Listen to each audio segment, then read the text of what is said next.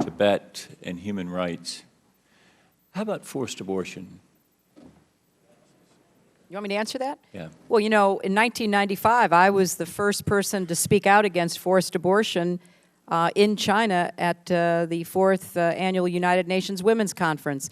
I consider any governmental imposition that imposes government policy on women to be absolutely unacceptable.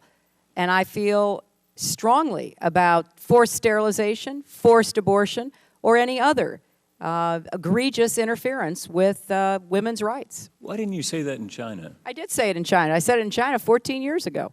But why didn't you say it in February? Well, because they knew I'd already said it, because they're very well aware of that. When I made that statement, the Chinese government turned off the television so that their people could not hear me say it. I have said it consistently. I have written about it.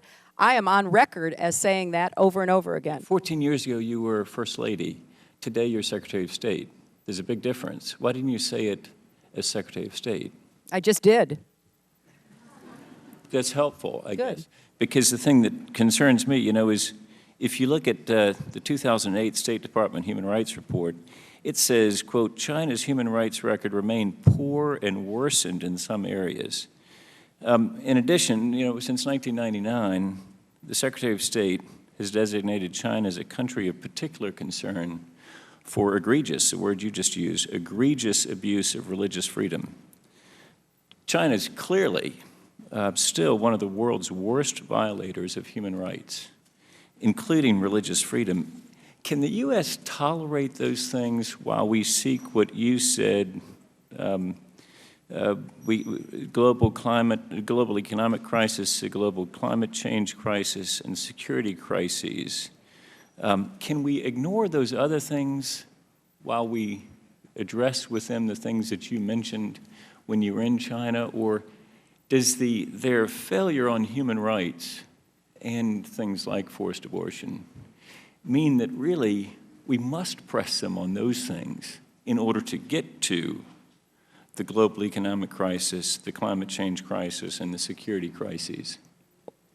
Well, they are all part of our comprehensive engagement with China. And it is part of what I and others representing the United States raised with the Chinese. We are going to have a bilateral human rights dialogue with the Chinese, and all of the matters and others that you mentioned will be part of that. But I think that just as we did in previous years, going back many decades, we had ongoing dialogue with the Soviet Union when they were threatening to annihilate us. We have normalized diplomatic relations with nations who engage in policies that we certainly deplore. Yeah.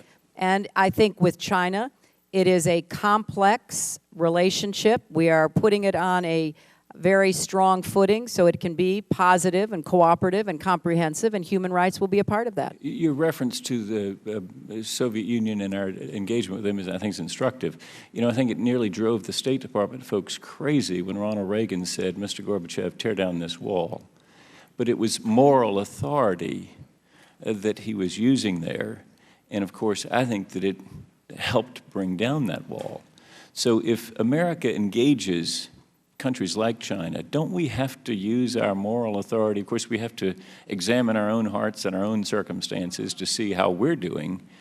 But don't we have to speak with moral authority and use that moral authority when we engage countries like China? Yes, we certainly do. And President Reagan continued to negotiate arms control agreements. He continued to press for economic investments in the former Soviet Union. Yeah. So it is a broad engagement that we have with large and complex countries like that. And so similarly, I think that we will pursue this. There is always and must be a moral dimension to our foreign policy. That goes back to our founding. That is why it is so important what the President is doing, which is reasserting the moral authority of the United States, so that when we raise these issues, we can be taken seriously, and that's what we intend to be. And I appreciate that. The thing that I would just encourage you to do is, as Reagan went there and spoke at the wall, when you're in China next, I hope you'll speak to these issues of religious freedom, of human rights, of forced abortion, these egregious violations. Well, I did speak Gentleman's about time has religious expired. freedom and other matters when I was there. The chair recognizes the distinguished gentleman from New Jersey.